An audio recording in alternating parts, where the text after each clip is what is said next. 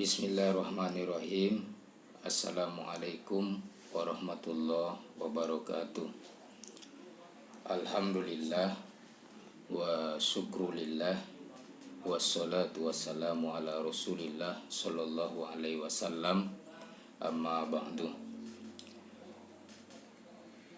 Yang saya hormati Bapak Dr. Zainal Azwar, Magister Agama, dosen pembimbing mata kuliah kajian usul fikih, serta rekan-rekan yang berbahagia program studi hukum keluarga pasca sarjana UIN Imam Bonjol Padang.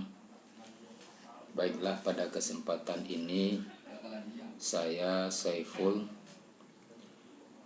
akan menyampaikan makalah tentang khos dan taksis.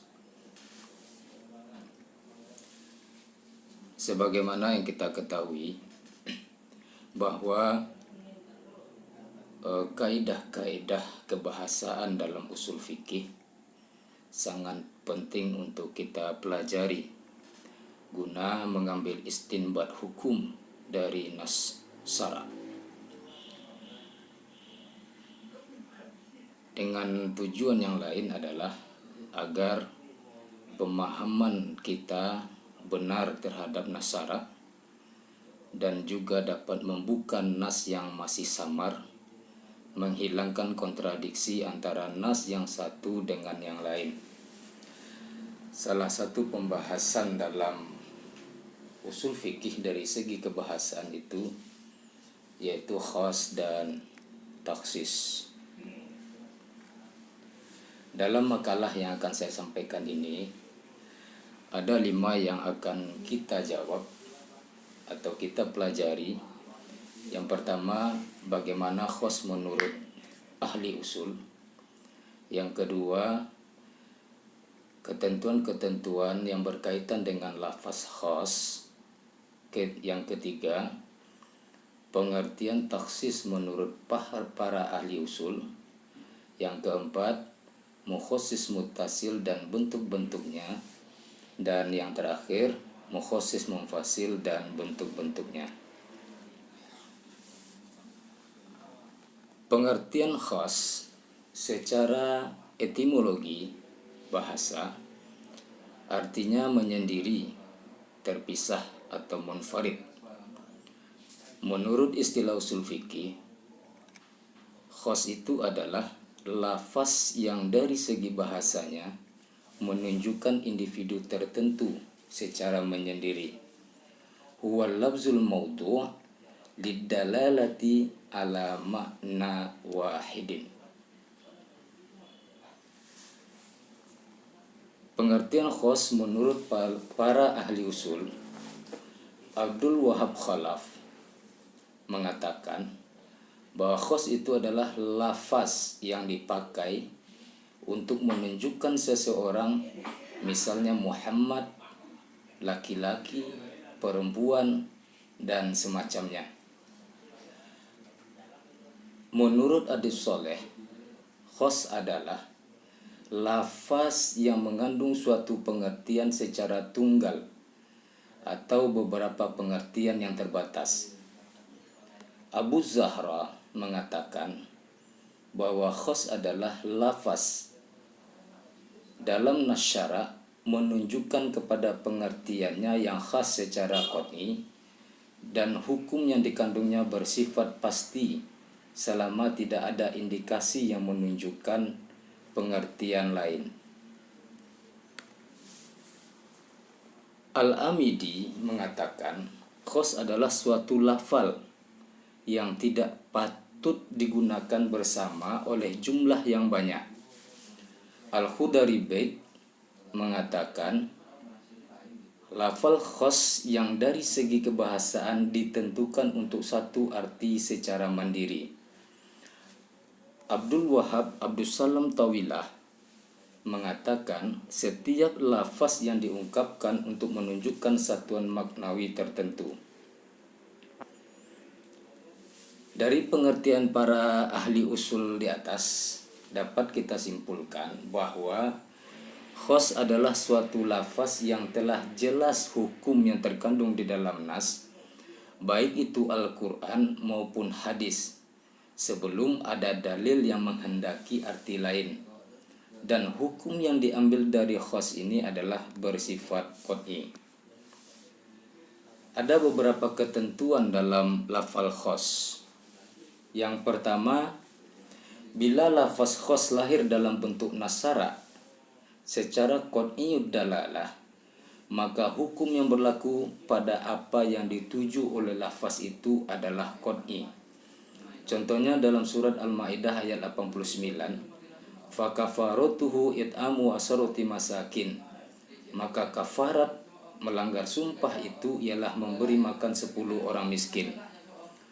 Hukum yang dapat diambil dari ayat tersebut adalah keharusan memberikan makan 10 orang miskin, tidak lebih dan tidak kurang. Ketentuan lafaz khos yang kedua, bila ada dalil yang menghendaki pemahaman lain dari lafaz khos itu kepada arti lain, maka arti khos itu dapat dialihkan kepada apa yang dikehendaki oleh dalil itu. Sebagaimana sabda Nabi, fi kulli arba'ina syatun, untuk setiap 40 ekor kambing zakatnya seekor kambing. Oleh ulama Hanafi, zakat kambing dalam hadis itu ditakwilkan kepada yang lebih umum, yang mencakup kambing dan nilai harganya. Ketentuan lafaz khos yang ketiga, bila dalam suatu kasus hukumnya bersifat am dan ditemukan pula hukum yang khusus dalam kasus lain, maka lafaz khos itu membatasi pemberlakuan hukum am itu. Dalam surat Al-Baqarah ayat 228, wal mutallaqat yatarabbasna bi anfusihinna salasata qurun. Wanita-wanita yang ditalak hendaklah menahan diri menunggu 3 kali quru. Kemudian dalam surat At-Talaq ayat 4 berbunyi, wa ulatul ahmali ajalahunna ayyadna hamlahunna, dan perempuan-perempuan yang hamil, waktu idah mereka itu ialah sampai mereka melahirkan kandungannya. Lafaz khos dalam hal ini dalam surat At-Talaq ayat 4 membatasi atau mengurangi afrad lafaz am dalam surat Al-Baqarah ayat 228.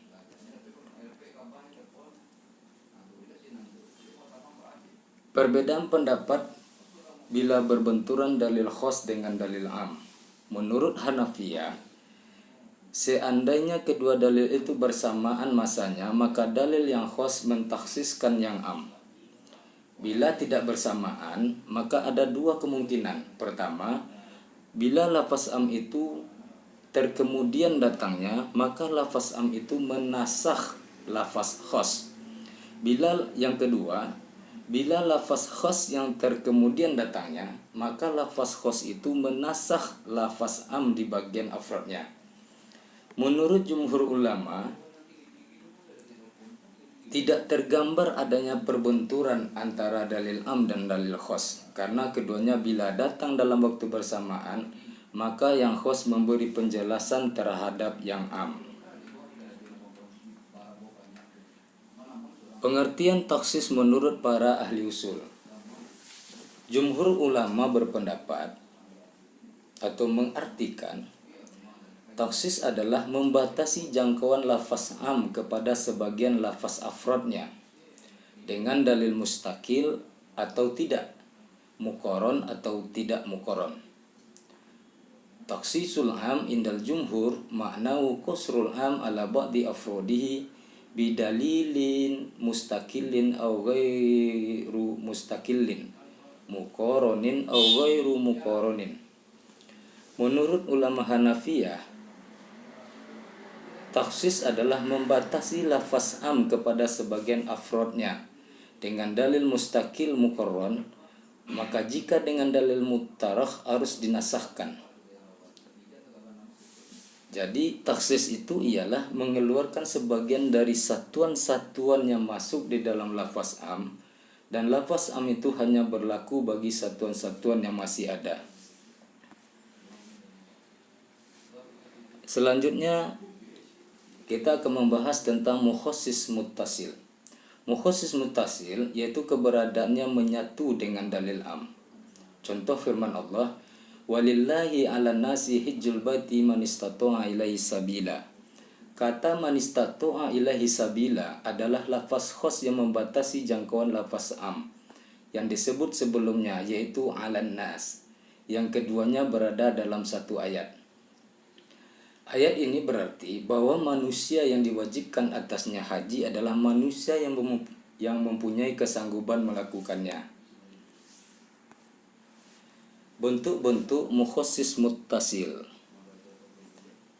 Nah, mukhassis muttasil itu terbagi kepada beberapa bentuk. Yang pertama, istisna atau pengecualian. Contoh takhsis lafaz am dengan istisna dalam surat Al-Asr ayat 23. Innal insana lafi khusrin illal ladzina amanu wa amilus solihat wa tawasaw bil haqq wa tawasaw bis sabr. Kata insan merupakan lafaz am karena ia lafaz jamak yang disertai alif lam jinsiyah. Secara am ayat ini mengandung arti bahwa semua manusia akan merugi. Keumuman ayat yang ditaksis oleh istisna yang terdapat pada ayat sesudahnya. Yang dikecualikan dari orang yang merugi itu adalah orang yang beriman dan beramal soleh. Ada 3 syarat bagi istisna untuk dapat menjadi mukhassis. Yang pertama, yang dikecualikan atau al-mustasna itu bersambung dengan lafaz yang dikecualikannya, al-mustasna minhu. Yang kedua, syarat istisna yang kedua, yang dikecualikan al-mustasna itu tidak menghabisi afrad dari tempat ia dikecualikan. Yang ketiga, yang dikecualikan itu termasuk dalam lingkup tempat ia dikecualikan.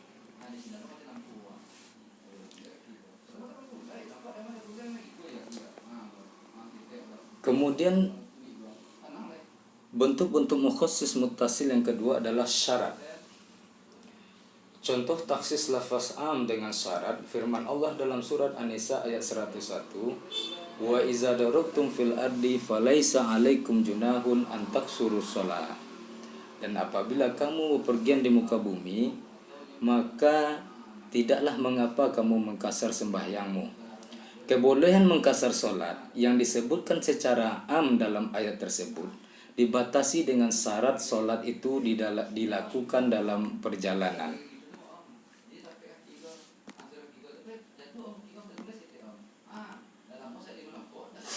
Kemudian sifat. Sifat adalah suatu hal atau keadaan yang mengiringi dan menjelaskan sesuatu zat atau perbuatan. Yaitu taksis am dengan sifat sebagaimana dalam surat An-Nisa ayat 25.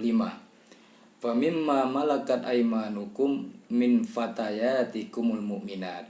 Maka boleh kamu mengawini hamba sahaya di antaramu yang mukminat. Lafaz fatayatikum adalah am yang dapat mencakup yang beriman atau tidak.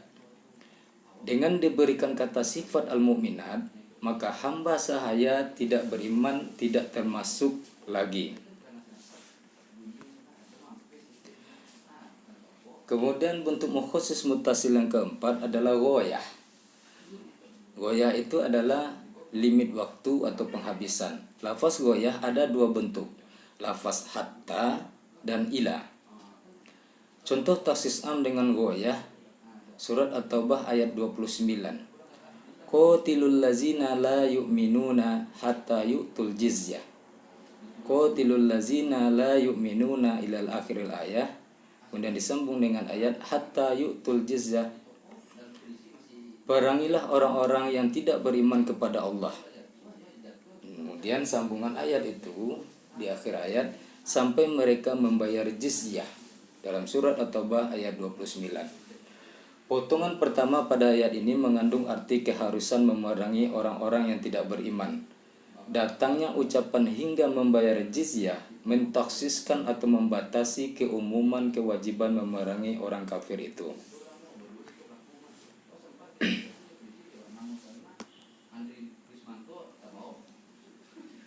Kemudian yang kelima, bagian sebagai pengganti keseluruhan, badalul ba'di minal kulli.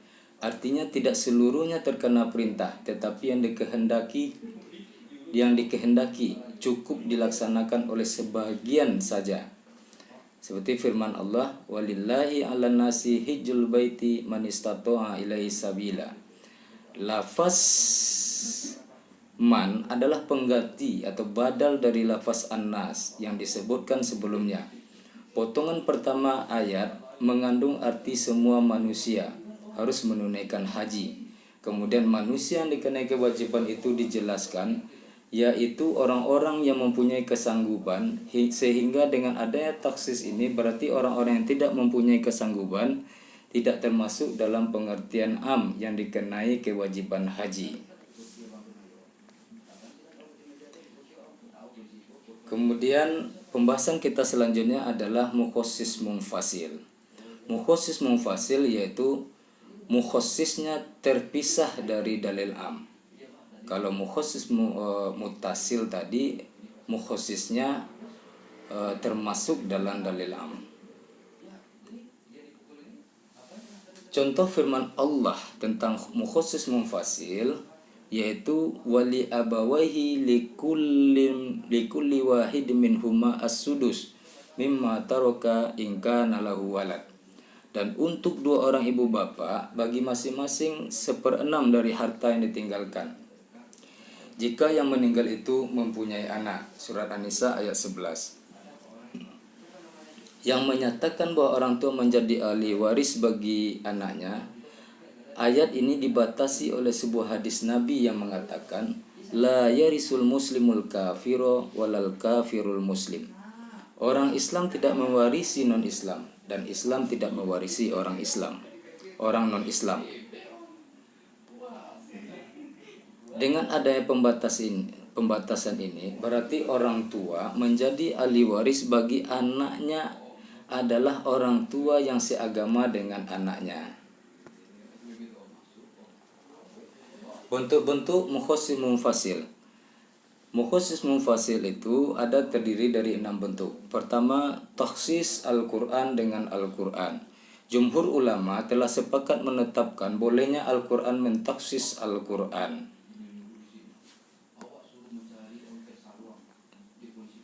Contoh dalam surat Al-Baqarah ayat 228. Wal mutallaqat yatarabbasna bi anfusihinna salasata qur'in. Wanita-wanita yang ditalak hendaklah menahan diri menunggu 3 kali quru. Keharusan perempuan bercerai dari suami untuk beridah 3 quru itu berlaku umum untuk semua dan tidak terlihat keadaan dan sifat perempuan itu saat bercerai.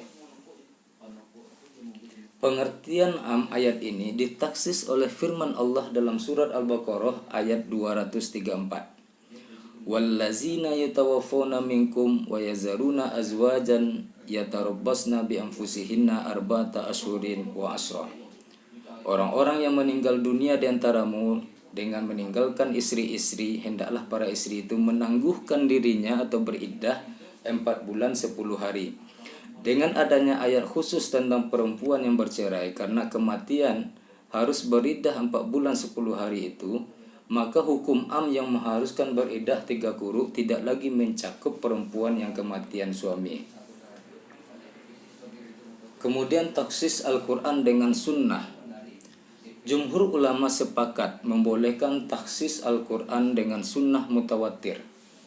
Namun mereka berbeda pendapat apabila mentaksis Al-Quran dengan sunnah hadis ahad. Imam mazhab yang 4, Syafi'i, Maliki, Hanafi, dan Hambali berpendapat bolehnya mentaksis Al-Quran dengan khabar ahad. Dengan argumen pertama, ijma' sahabat yang mengakui terjadinya taksis Al-Quran dengan khabar ahad, umpamanya firman Allah dalam Surat An-Nisa ayat 24, wa uhilla lakum ma wara'a dzalikum. Ayat tersebut mengandung arti am, boleh mengawini siapa saja perempuan yang tidak disebutkan sebelumnya dalam surat An-Nisa ayat 22 sampai 24. Ayat itu ditaksis oleh hadis Nabi dari Abu Hurairah yang mengatakan la tunkihul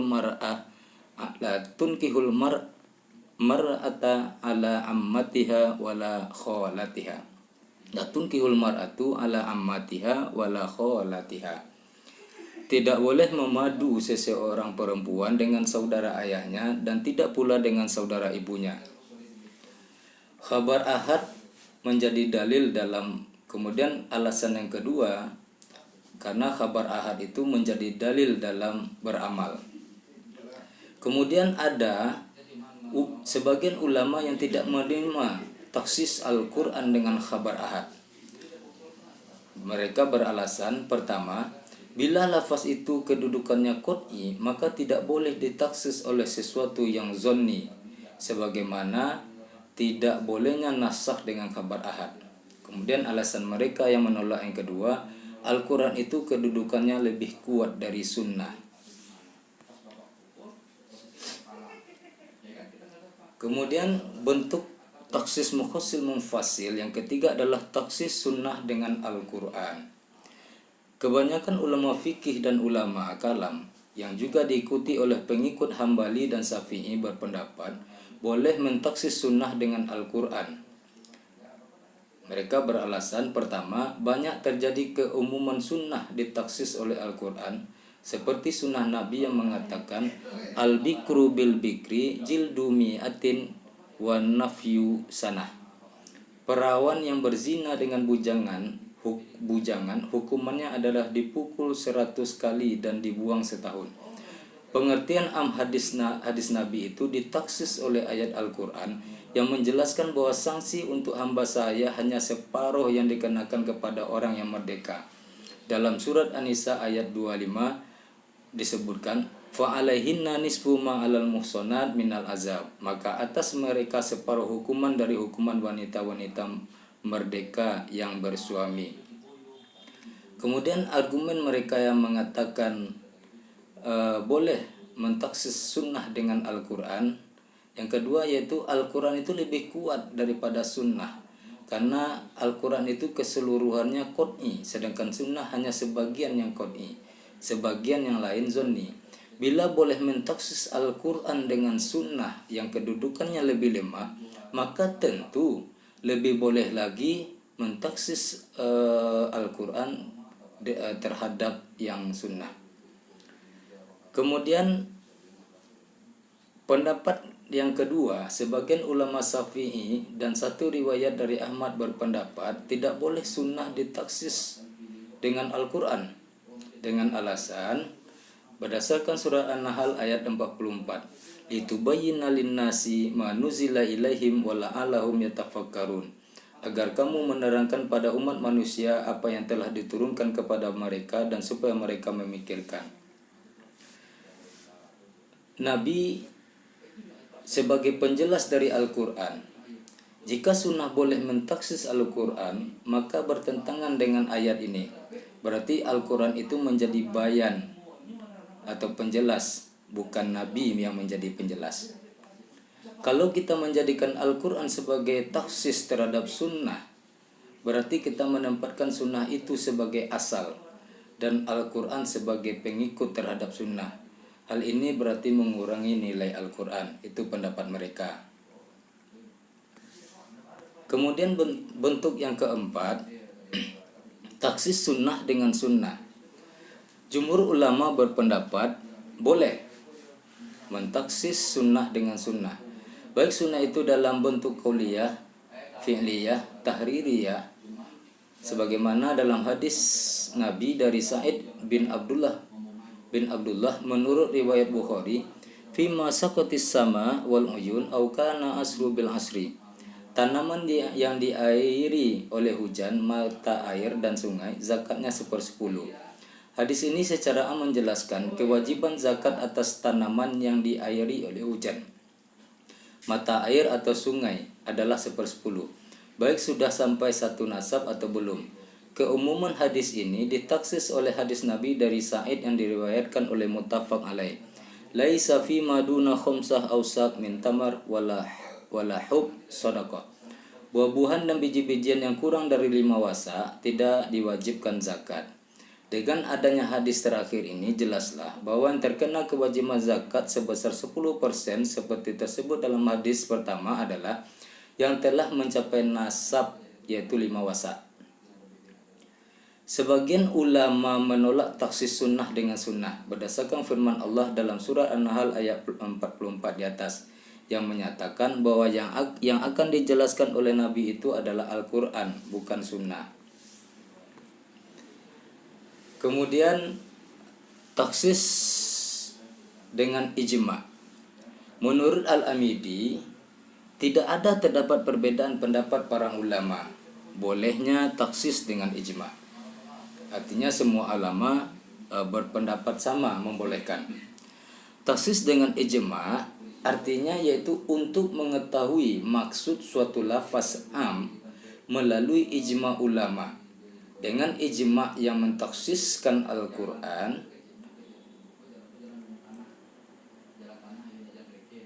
sebagaimana dalam surat Al-Jumu'ah ayat 9, hai orang-orang yang beriman, apabila diseru untuk menunaikan sholat Jumat, maka bersegeralah kamu kepada mengingat Allah dan tinggalkanlah jual beli. Yang demikian itu lebih baik bagimu jika kamu mengetahui. Secara umum, ayat ini diwajibkan setiap orang beriman untuk menunaikan sholat Jumat, baik laki-laki ataupun perempuan. Keumuman ayat ini dibatasi oleh ijma ulama yang menyandar kepada hadis Nabi yang menetapkan bahwa perempuan tidak wajib melakukan sholat Jumat. Kemudian yang terakhir, taksis dengan kias. Taksis dengan kias adalah suatu kejadian yang tidak ada hukumnya dikiaskan kepada hukum yang terdapat dalam nas Al-Quran atau hadis. Untuk mengingat waktu, mungkin sampai di sini makalah yang dapat saya presentasikan. Selanjutnya bagi yang mau bertanya, kami persilakan. Banyak maaf. Wabillahi taufiq hidayah. Wassalamualaikum warahmatullahi wabarakatuh.